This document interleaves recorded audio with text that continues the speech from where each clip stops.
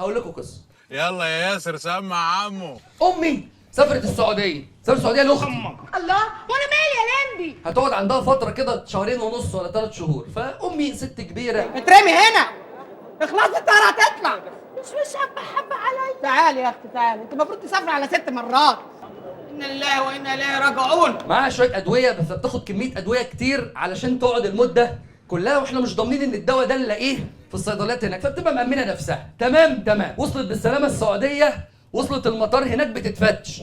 لا والله فتشني فتش يا سيدي، معلش حقك عليا، مش قصدي، ده انتوا ناس على راسنا. لا والله فتشني فتش. ايوه يا نعم يا ماما خير، وصلتي بالسلامه الحمد لله. في قالت لي الواد الظابط. نعم، قالت لي الواد الظابط. اتكلم بادب يا ولد. سمحت. طبعا عايز افهمها ان هو بيتكلم عربي عادي يعني، مش الواد الظابط في دواء مش عارف اسمه ايه كده، مصمم على انه ياخده، بيقول ده ممنوع، وعندنا هنا في السعوديه مش عارف ايه قلت لها بصي يا ماما، انت مسافره فين دلوقتي؟ قالت لي السعوديه. قلت لها ماما السعوديه دي ايه؟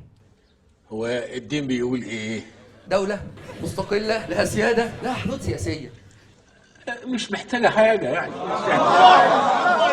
يحق لها ان تمنع دخول اي حاجه هي شايفاها انها بتهدد سياده. يعني ممكن يكون شايفينك يا ماما انت هتاخدي الدواء ده تعملي بيه دماغ. ابن اللعيبه يا فاجر. السعوديه فهم مانعين. طب انا اعمل ايه دلوقتي؟ قلت لها بصي يا ماما خلصت الموضوع ده عشان احنا ايه بنتكلم دولي، وانت المفروض ايه نحسم الموقف. قدامك حاجه من اتنين، يا تديهم الدواء وتروحي لبنتك، يا تتمسكي بحقك في الدواء وترجعي لي على اول طياره. اختارت هي ايه؟